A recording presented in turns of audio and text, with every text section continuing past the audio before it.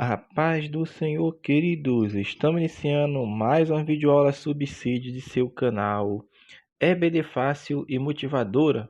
E na aula de hoje nós forneceremos subsídio extra da lição de número 7, Adultos, que tem como título Paulo, o plantador de igreja. Amém? Texto áureo encontra-se na primeira carta aos Coríntios, capítulo 3, versículo 6. Eu plantei, Apolo regou, mas Deus deu o crescimento. Verdade prática. A experiência com Cristo é o mais poderoso fator motivacional para plantar igrejas. Leitura bíblica em classe. Encontra-se na primeira carta aos Coríntios, capítulo 3, do versículo 6 ao 9, no livro de Atos dos Apóstolos, capítulo 13, do versículo 1 ao 3, e o capítulo 16, os versículos 1 ao 5 e 9 e 10. Amém? Então vamos lá, lição de número 7. Paulo, o plantador de igreja. O título dessa lição, ele é bem instigante, porque já vem mostrando ali, querendo ou não, uma figura de linguagem, falando como Paulo, o plantador de igreja. E Paulo usa muito dessas figuras de linguagem, meu irmão, para ilustrar verdades espirituais nos seus escritos. E o autor da lição foi bem feliz quando colocou aqui Paulo, o plantador de igreja, porque chama a atenção essa figura de linguagem. Então é isto que nós vamos estudar na lição de hoje, dessa metáfora especial que é plantar igreja, que é essa linguagem figurada, como eu falei para os irmãos, para falar dessa dinâmica do plantio de igreja, porque esse plantio, meu irmão, ele envolve um trabalho duplo.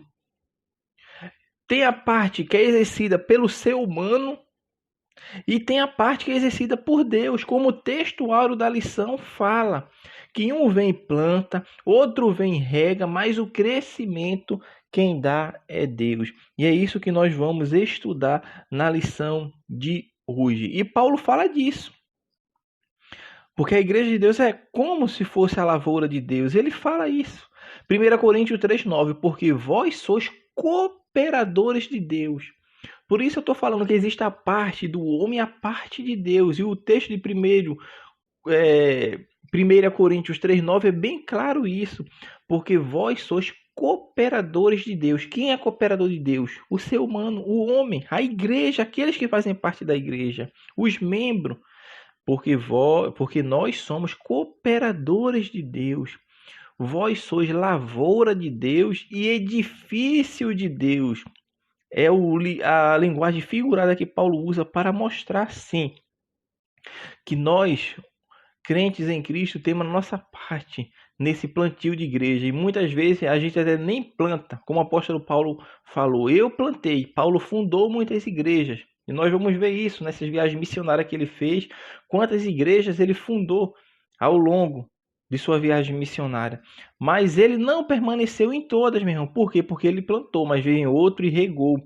Então, Paulo plantou, Apolo regou, mas o crescimento da igreja, a sustentação da igreja, quem dá é Deus. E a igreja, como lavoura de Deus, quem dá o crescimento é Deus. O nosso trabalho é apenas plantar a igreja onde não tem igreja, ou seja, fundar a igreja, abrir a igreja. Outro vai vir, vai regar, porque nós somos, como o apóstolo Paulo também fala, edifício de Deus, e edifício remete a isso, meu irmão. Um vem colocar sua fileirinha ali de tijolo, vai vir outro depois e vai continuar a obra não para, porque a obra só vai cessar quando Cristo Jesus se manifestar em glória para levar os seus. Aí sim, aí a obra completou-se, porque chegou o dono da igreja que vai estabelecê-la para todo sempre. Amém. Então, meu irmão, nós temos que ter em mente isso, que a obra do Senhor é uma obra dinâmica. É uma obra dinâmica. Cada um faz a sua parte.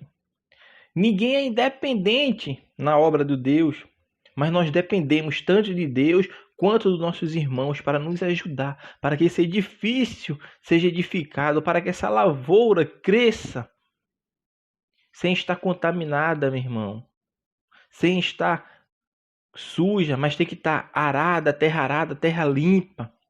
livre das pragas. E as pragas podem simbolizar isso, as heresias, as falsas profecias, os falsos mestres, que isso tudo está na igreja. Isso tudo, meu irmão, a gente pode usar essa linguagem de lavoura para mostrar isso, que a lavoura ela precisa ser tratada. Ela precisa ser cuidada para ter seu crescimento adequado. Mas para esse crescimento venha acontecer, porque é Deus que faz com que aconteça, meu irmão. O ser humano tem essa parte de regar.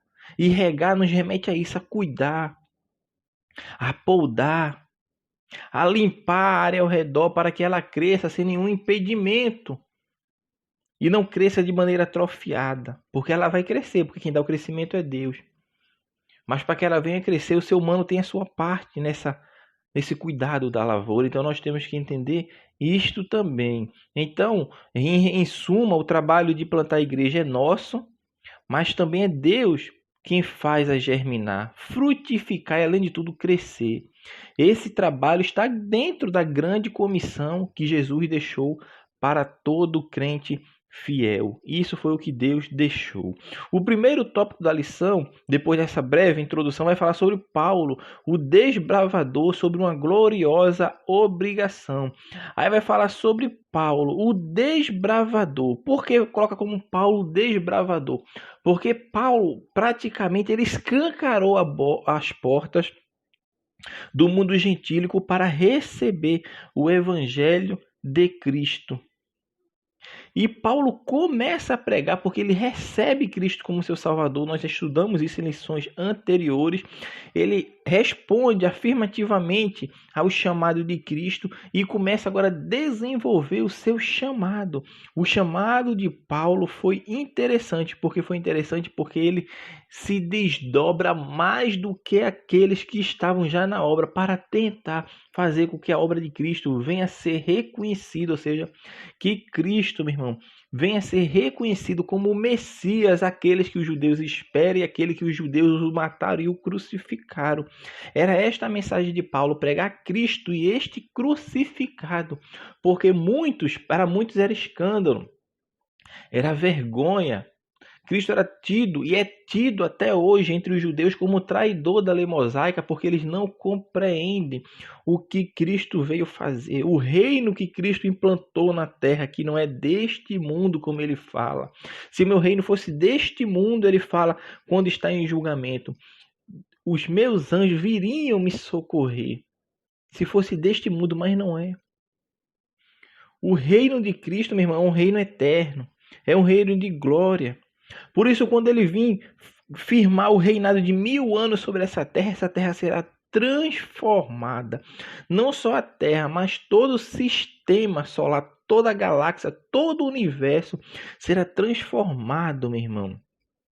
Purificado, porque vai ser um reino de paz, de justiça e de amor, onde Cristo regerá as nações com seu braço forte, com sua vara de ferro, porque naquele dia a alma que pecar, esta morrerá. Então vai ser um reino de glória. Então Paulo tinha conhecimento disso, porque ele passa aquele estágio ali, naquelas áreas desérticas da Arábia, e compreende agora que o evangelho de Cristo é muito mais do que ele imaginava.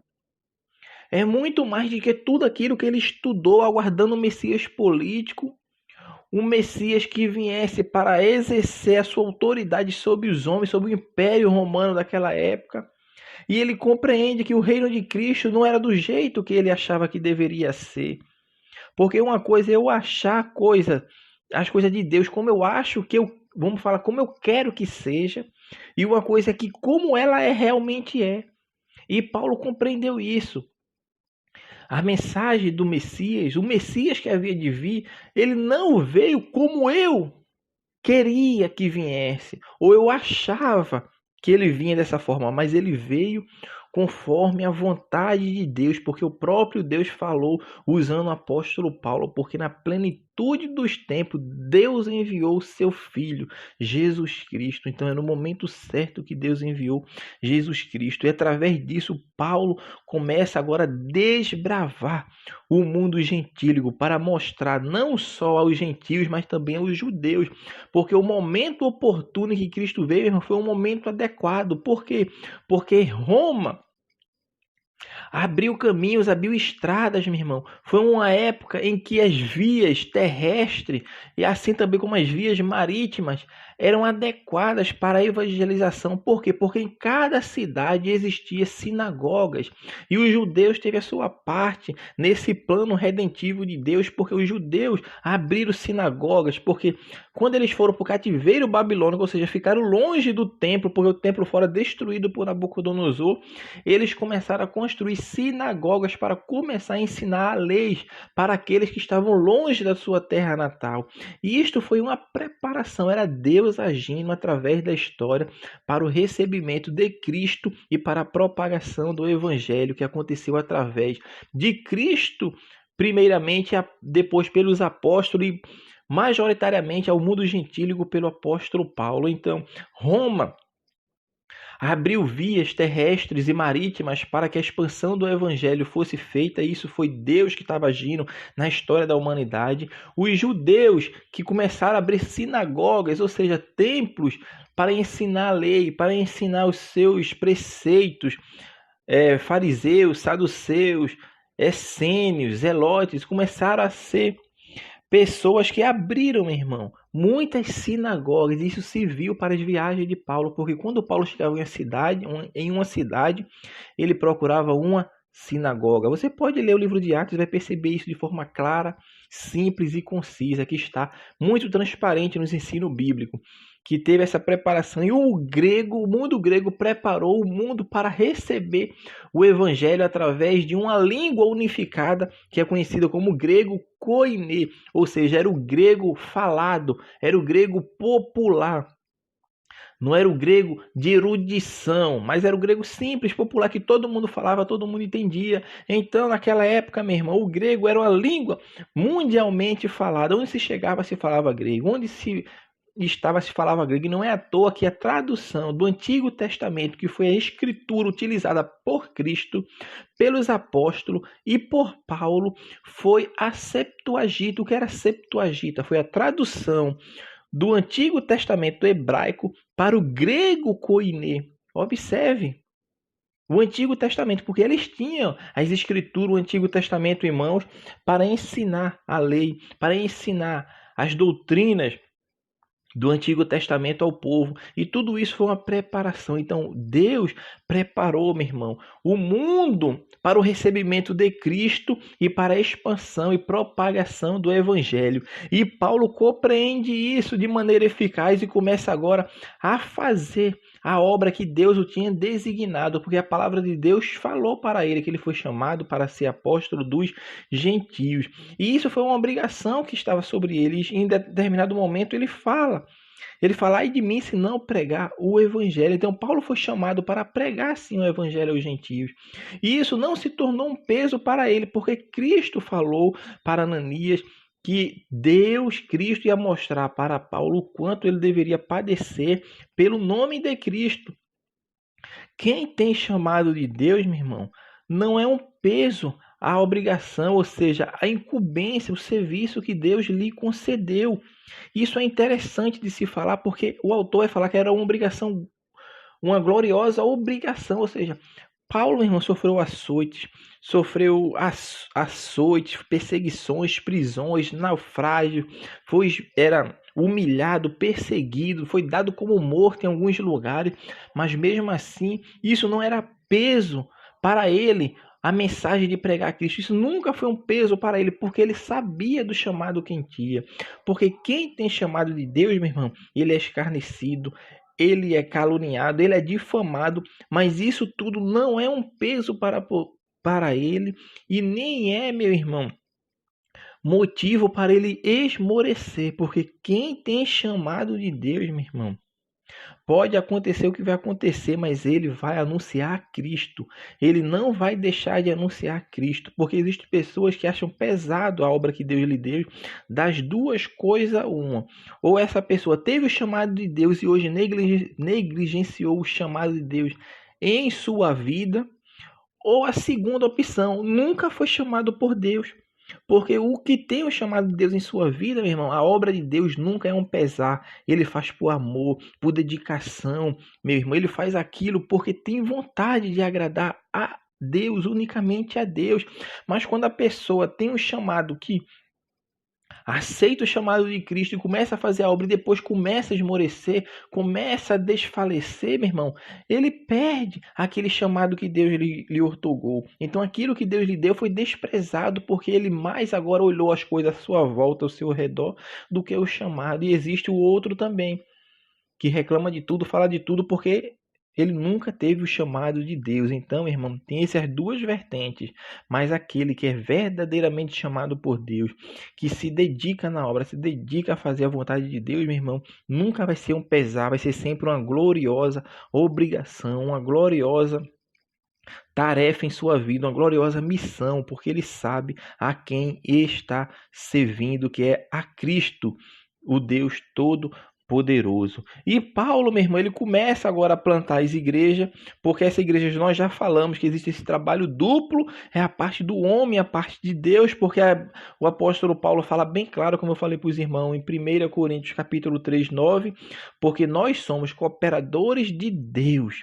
E vós sois lavoura de Deus, edifício de Deus. Então aqui ele fala que nós somos cooperadores de Deus, nós também somos lavoura de Deus e nós também somos edifícios de Deus. Observe a figura de linguagem que ele usa para falar dos crentes em Cristo. Existem aqueles que plantam a igreja, que são os cooperadores. Existem também aqueles que agora está incluído dentro da igreja, que agora é a lavoura de Deus, porque a igreja é a lavoura de Deus também, e não só lavoura, mas edifício de Deus, porque é nela que estão os fundamentos basilares da fé cristã, que foi outorgada por Cristo quando ele esteve aqui nesta terra. Então, esta plantação de igreja, sim, existe uma parceria, e essa parceria é feita entre homem e Deus. Por isso Paulo fala, nós somos cooperadores de Deus, nós somos cooperadores de Deus. O segundo tópico vai falar sobre Antioquia, essa Antioquia que fala que é a Antioquia da Síria, porque existem duas Antioquias. Existe a Antioquia da Síria e a Antioquia da Pisídia. Então essa ponto de partida aqui para o crescimento da igreja é a Antioquia da Síria, que foi uma igreja tida como uma igreja missionária, que foi nessa igreja onde prevaleceu, ou seja, era tipo uma segunda igreja mãe, porque tinha a igreja em Jerusalém, que era a principal, que era formada majoritariamente por judeus, mas essa Antioquia da Síria era formada, meu irmão, majoritariamente por gentios. E Paulo e Barnabé exerceu grande influência nessa igreja, porque foi uma igreja que cresceu de forma assustadora e enviou os apóstolos para uma missão missionária, porque o Espírito Santo, quando eles estavam orando, o Espírito Santo separa a Paulo e a Barnabé para fazer a primeira viagem missionária, como nós assim nomeamos, a primeira viagem missionária do apóstolo Paulo, que ele vai fazer com Barnabé. E essa primeira viagem missionária, minha irmã, está no capítulo 13 e 14 do livro de Atos, porque a igreja envia Paulo e Barnabé e ele sai agora para pregoar o evangelho aonde? Nas sinagogas, nas praças públicas. Primeiramente ele procurava uma sinagoga, porque ali tinha judeus e não judeus, e aquelas pessoas ouviam a palavra de Deus, ouviam tudo aquilo que o apóstolo Paulo estava ensinando. Então ele parte na primeira viagem missionária de Antioquia da Síria para Chipre. E lá em Chipre ele visita a cidade de Salamina e de Pafos. E de Pafos, irmão, é aquela passagem bastante conhecida, onde tem um judeu mágico ali, um falso profeta conhecido como Elimás, ou Bar Jesus, que ele tenta fazer com que o procônsul daquele lugar, da cidade de Pafos, chamado Sérgio Paulo, não ouviu o evangelho. E o apóstolo Paulo, usado por Deus, fala que ele vai ficar cego por um determinado tempo, e assim aconteceu na vida dele. E muitos olharam aquilo e creram, inclusive o próprio procônsul chamado Sérgio Paulo. Então, dali de Chipre, que ele visita Salamina e Pafos, dali ele parte para Panfilha, para a cidade de Perge. É nessa Panfilha, meu irmão, que João Marcos, que era primo de Barnabé, abandona Paulo e Barnabé e volta para Antioquia, ou seja, ele sai. A Bíblia não diz qual o motivo dele abandonar o apóstolo Paulo e Barnabé.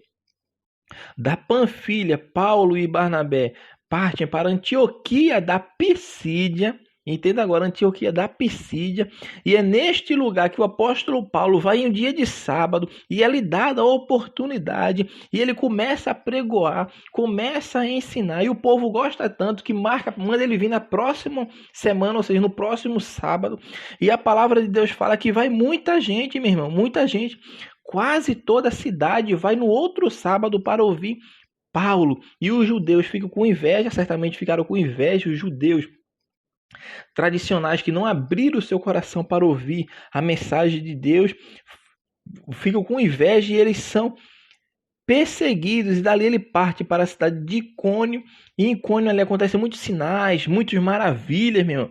E a Bíblia fala que a cidade fica dividida, uns pelos judeus e outro pelos apóstolos. De Icônio ele parte para Listra, lá em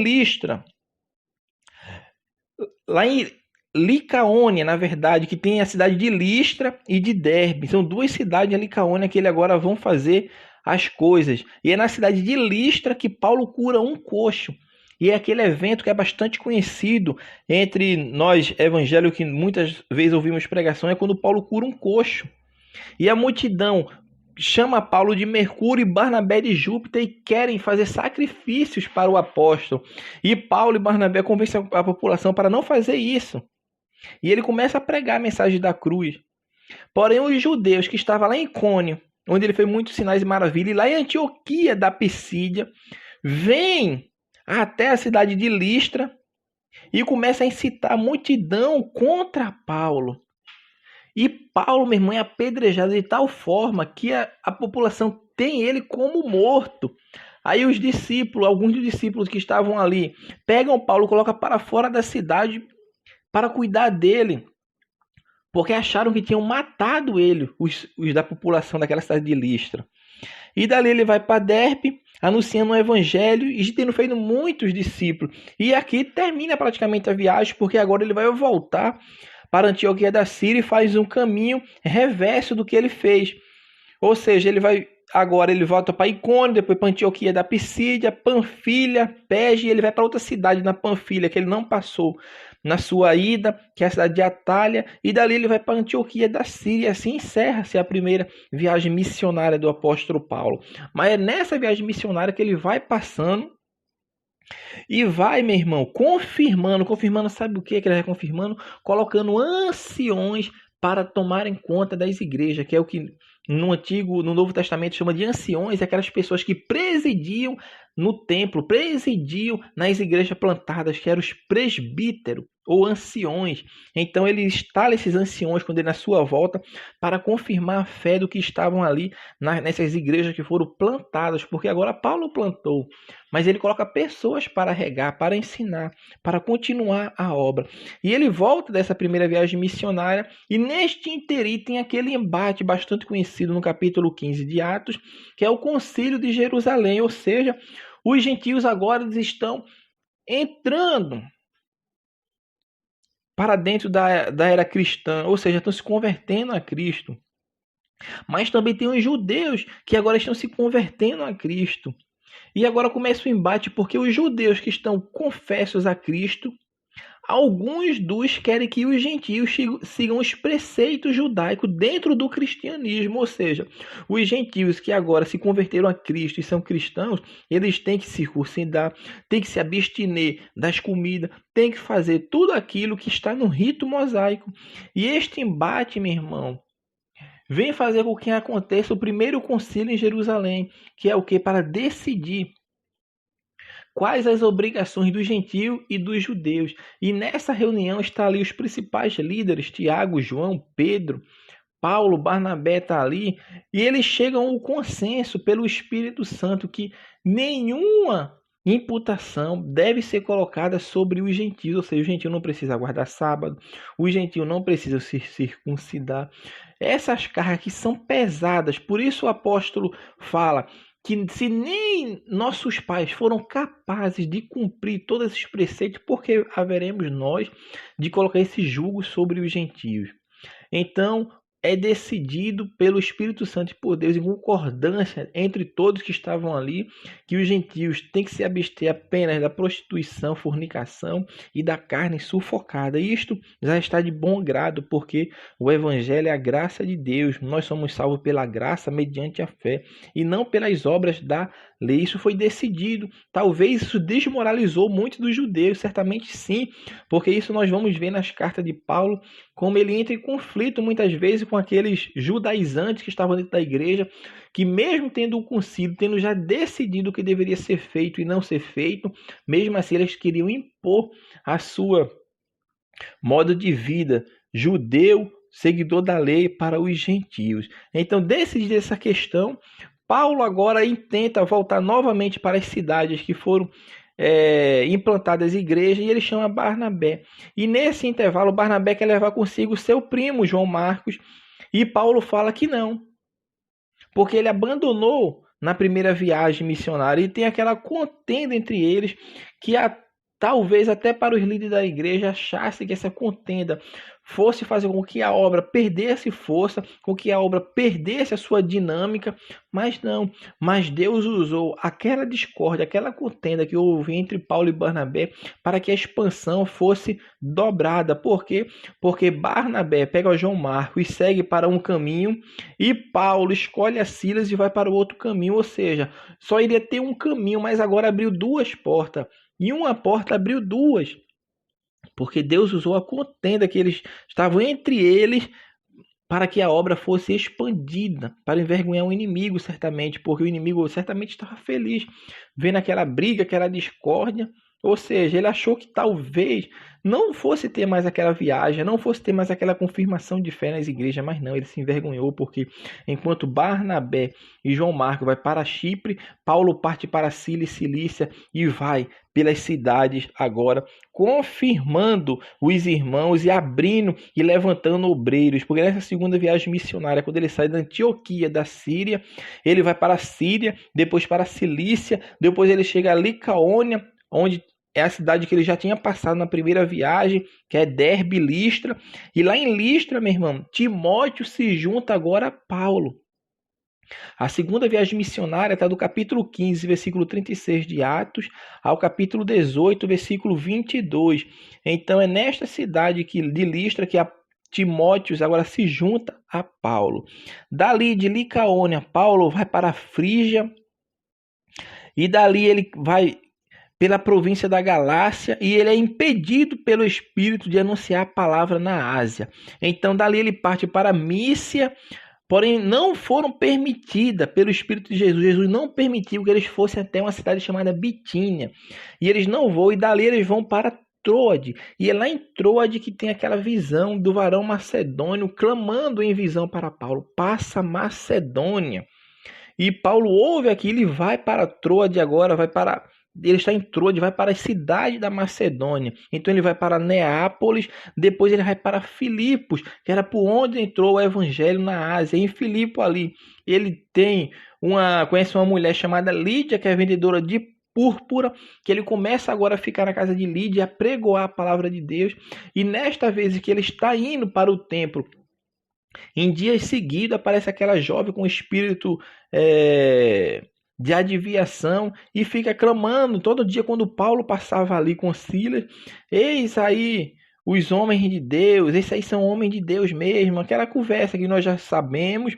E Paulo expulsa aquele espírito demoníaco daquela mulher, e acontece aquele alvoroço na cidade, e Paulo e Silas vai preso, E é aquela passagem bastante conhecida que eles começam a orar e a cantar. E perto da meia-noite, meu irmão, os cárceres ali são abalados e eles são soltos, são libertos. Mas depois, meu irmão, chega a notícia através do carcereiro que se converteu a Cristo, que eles estavam livres, que os maiores da cidade não iriam imputar nada contra ele. E Paulo não fica contente com isso, e Paulo quer ir lá, puxar as contas, ver as contas, porque aconteceu, como é que ele prende o cidadão romano. E o carcereiro convence Paulo que não, deixa isso para lá, e aquela conversa, isso o irmão pode ler no livro de Atos. De Filipos, Paulo vai para Anfípolis, depois para Apolônia, depois vai para Tessalônica, onde 3 sábados ele começa a pregar na sinagoga e é expulso porque os judeus ali ficam com inveja, tem inveja deles, a pregação dele que está convencendo muita gente. E dali ele parte para Bereia. E em Bereia os judeus são diferentes de Tessalônica, porque os judeus agora, o que Paulo falava, eles iam conferir nas escrituras.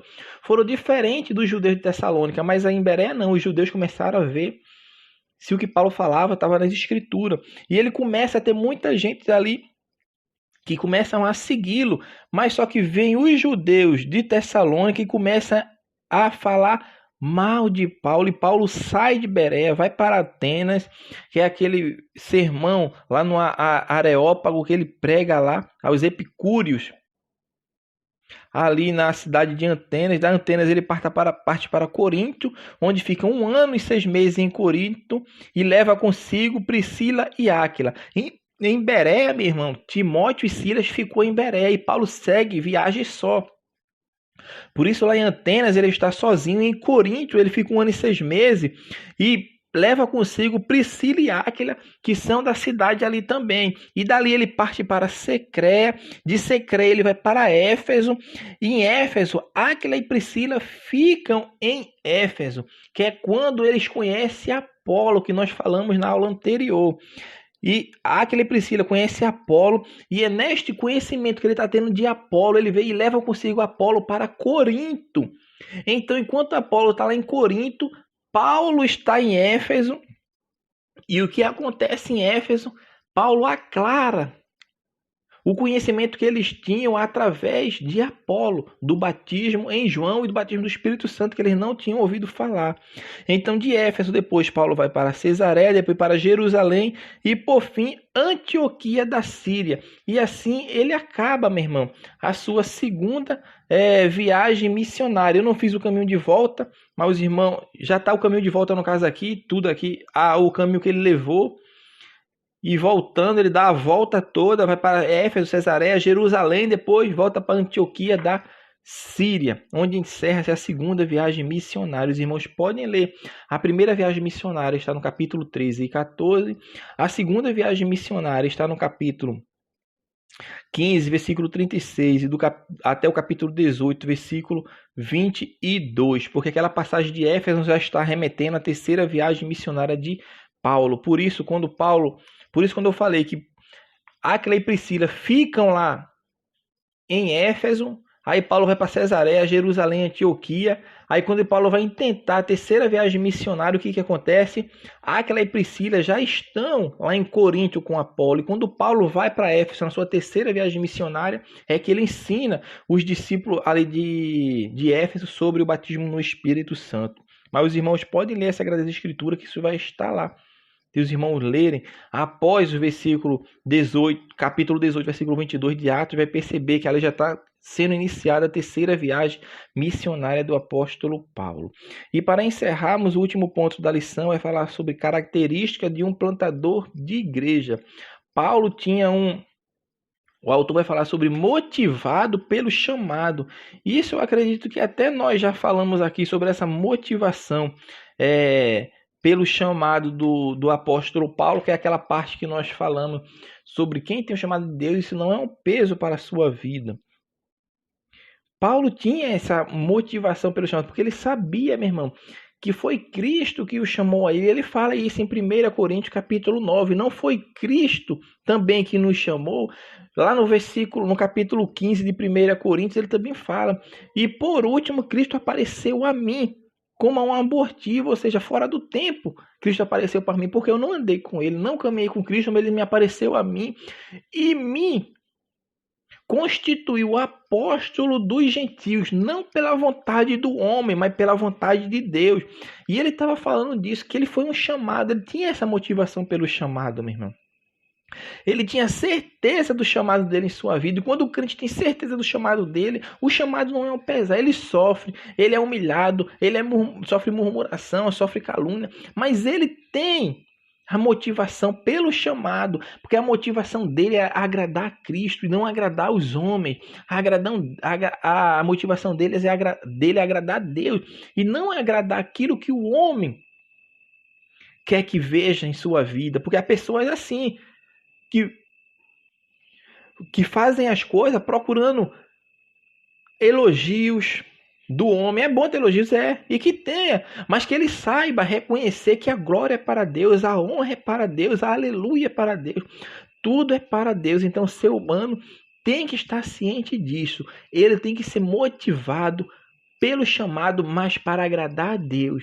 Ele tem que ser chamado e motivado para fazer a vontade de Deus. Não é fazer procurando aplausos, abraços, elogios por parte do homem, mas ele faz buscando a Deus. E hoje é difícil isso. Sabe por que é difícil isso, meu irmão? Porque quem faz a vontade de Deus está indo contra, muitas vezes, o que os homens querem que façam. As pregações hoje têm que ser de bênçãos, tem que ser de benesses, tem que ser de chaves, mas quando se prega o evangelho de Cristo, o evangelho que traz, meu irmão, mudança de vida, transformação, essas pessoas muitas vezes é rechaçada. Muitas vezes não vão ter oportunidade. Mas, meu irmão, como nós falamos em aulas anteriores, aquele que tem o chamado de Deus, meu irmão, pode Zezinho, Ciclaninho, Beltranozinho não gostar, muitas vezes não fornecer as condições necessárias para que a pessoa venha pregar o evangelho, mas vai chegar o tempo que Deus que chamou, ele se responsabiliza para colocar onde ele quer que a pessoa esteja. Então quem tem o chamado de Deus entende isso. Ele vai sempre apregoar a palavra, sempre ensinar, sempre mostrar conforme as escrituras ensinaram. Mas no tempo certo, Deus que exalta. Isso aconteceu com Paulo. Paulo, quando vai para Jerusalém, meu irmão, ele não é bem recebido pelos discípulos, não, pelos apóstolos, não. Ou seja, era o grandão da igreja, era Tiago, era João, era Pedro, não receberam ele bem, não. Mas Paulo tinha o chamado de Deus, e quem tem o chamado de Deus, Deus vai usar, Deus vai colocar no lugar que ele quer que a pessoa esteja. Não importa se A ou B não queira, mas quando Deus tem o chamado, ele se responsabiliza. Nesta lição, novamente, o autor da lição vai falar sobre experimentado no deserto. Parece até uma redundância, mas não é, porque o autor está mostrando isso. Quem tem o chamado de Deus, meu irmão, é usado por Deus no tempo de Deus e não no tempo que a pessoa acha que deva ser usada. Paulo certamente tinha um preparo intelectual, um preparo literário, um preparo retórico, um preparo secular.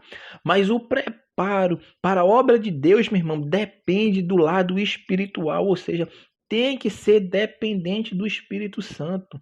E essa parte ainda estava em dívida, vamos falar assim, Paulo a gente estava em dívida nesse lado espiritual para entender as coisas espirituais. E é por isso que ele fala que as coisas espirituais têm que ser discernidas pelas espirituais. Ou seja, eu tenho que comparar as coisas espirituais com as coisas espirituais. Porque quem é espiritual discerne tudo a bem. E ele entende isso, meu irmão. Ele tinha um preparo secular. Ele tinha um preparo intelectual, ele tinha um preparo retórico, ele tinha um preparo na lei, mas ele não tinha um preparo do Espírito, porque o Espírito Santo agora estava habitando nele, porque o crente, quando se converte a Cristo, recebe de imediato o Espírito Santo. E além disso, pós-convenção, ele pode receber o batismo com o Espírito Santo, esse revestimento de poder, essa capacitação especial de Deus para o serviço, para a obra, meu irmão. Então, Paulo tinha certeza disso, ele recebe o batismo com o Espírito Santo, que é uma benção, pós-convenção, e ele estava capacitado, mas além de tudo, ele teria que aprender. Ele tinha que caminhar aos pés de Cristo, ele tinha que meditar, raciocinar, organizar as ideias em sua mente, porque conhecimento do Antigo Testamento ele tinha, e agora ele se reclusa e começa a andar pelas partes desérticas da Arábia e começa a entender, a compreender verdadeiramente o Evangelho de Cristo. E através disso ele vai entender a igreja segundo as Escrituras, que a igreja agora é formada tanto de judeus convertidos quanto de gentios convertidos. E desses dois povos Deus fez um, que é a igreja de Deus. E dentro da igreja de Deus, Deus vai dar capacitações para que a igreja venha se fortalecer, se edificar. Por isso os dons, tanto do Espírito Santo como os dons ministeriais, são para aperfeiçoamento da igreja de Deus. Então, tudo isso é um aperfeiçoamento para a igreja, é um aperfeiçoamento para os santos, para aqueles que estão dentro da igreja e são membros da igreja de Cristo. E isso Paulo vem e compreende, porque ele agora já foi experimentado pelo deserto. Agora ele entende que as coisas de Deus são espirituais. A nossa luta e a nossa batalha, meu irmão, não é contra sangue nem carne, mas contra as hostes e potestades que habitam nos lugares celestiais. Paulo entende que a nossa batalha, meu irmão, não é no intelecto, não é corpo a corpo, mas é uma batalha invisível, é uma batalha espiritual. E para o crente estar preparado para essa batalha espiritual, ele deve estar capacitado pelo Espírito Santo. Ele deve ter o Espírito Santo em sua vida para fazer conforme a vontade daquele que o chamou das trevas para a sua maravilhosa luz. Então, assim, nós estamos encerrando mais esse subsídio das lições bíblicas adultos da lição de número 7. Paulo, o plantador de igreja. Então, que Deus abençoe os irmãos e até a nossa próxima aula, se assim o Senhor permitir. Amém? Deus abençoe os irmãos e até a nossa próxima aula.